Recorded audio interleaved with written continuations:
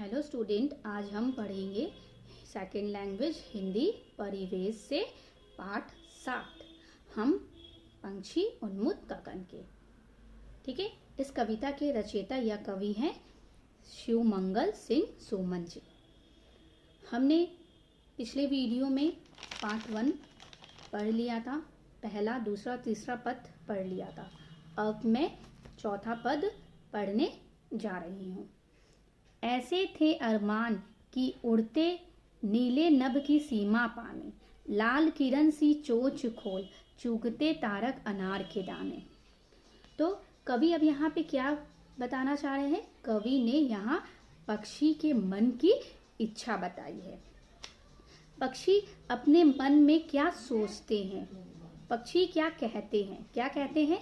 हमारे भी अरमान थे, इच्छा थी कि हम उड़ते उड़ते नीले आकाश में जाएं और वहां तक उड़ते रहें जहां तक पूरे मतलब आकाश की सीमा है, मतलब आकाश की दूसरी छोर तक हम उड़ते ही जाते रहे। ऐसी पक्षी की अरमान थी और इच्छा थी। ठीक है।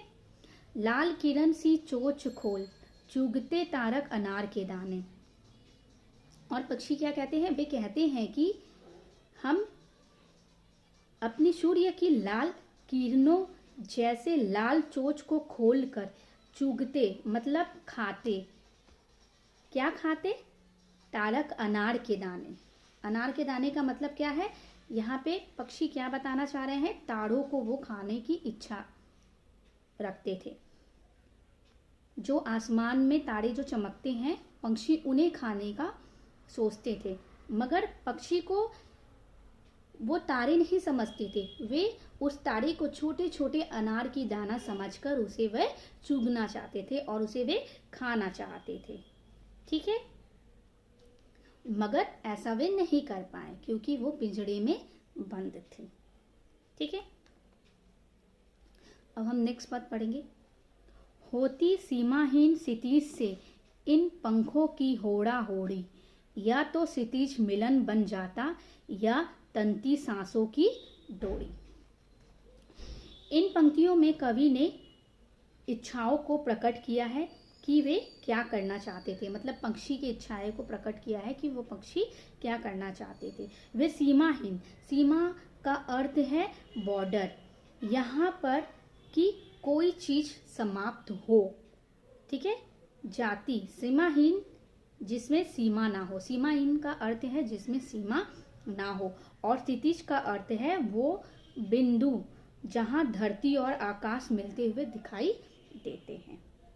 अपने पंखों से वो होड़ा होड़ दौरान से वो उड़ना चाहती थी और सीमाहीन तक वो जाना चाहती थी। कौन? पक्षी। ठीक है। या तो क्षितिज मिलन बन जाता या तंती सांसों की डोरी। क्षितिज मिलन हो जाता मतलब अब क्षितिज की कोई सीमा नहीं थी। उड़ते पक्षी भी थक जाते थे, इसलिए वो यह सोचते थे कि वो क्षितिज तक पहुंच जाए, और अगर वो वहां तक ना पहुंच पाए तो वो उसकी मृत्यु हो जाती। मगर वे अगर क्षितिज तक नहीं पहुंच पाते तो वो पक्षी मर जाना ही पसंद करते थे। मगर ऐसा नहीं हुआ क्योंकि पक्षी जो थी वो पिंजड़े में बंद थी, वो क्षितिज तक खुले आसमान तक नहीं पहुंच पाती। निड़ न दो चाहे टहनी का, आश्रय छिन भिन कर डालो, लेकिन पंख दिए हैं तो आकुल उड़ान में वेधन ना डालो। निड़ न दो चाहे टहनी का। ठीक है। ओके स्टूडेंट, अब आगे हम पढ़ते हैं कि इन अंतिम 4 पंक्तियों में कवि कहते हैं कि पक्षी कह रहा है कि भले ही तुम हमें टहनी या निड़ अर्थात टहनी पर घोंसला मत दो, यानी घोंसला बनाने मुझे मत दो। ठीक है, मगर मुझसे आश्रय छीन कर लो, भिन्न कर लो, लेकिन मेरी जो पंख दिए हैं उस पंख के दौरान मुझे खुले आसमान में उड़ने दो। हमारी जो इच्छा है उसे पूर्ण करने दो। हमारे आकुल का अर्थ बेचैन, जो उड़ने के लिए उत्सुक होते हैं उसे उड़ने दो, उसे खाली या बेकार मत जाने दो। हमारे जो पंख उड़ने के लिए उत्सुक हैं उन्हें विघन मत करो, अर्थात हमें पिंजड़े में बंद मत करो या फिर मुझे कैद करके मत रखो। आकुल उड़ान में विघन ना डालो, मतलब कोई भी विघन, कोई भी बाधा मत डालो, हमें आसमान में उड़ने दो, हमें पिंजड़े में बंद मत करो।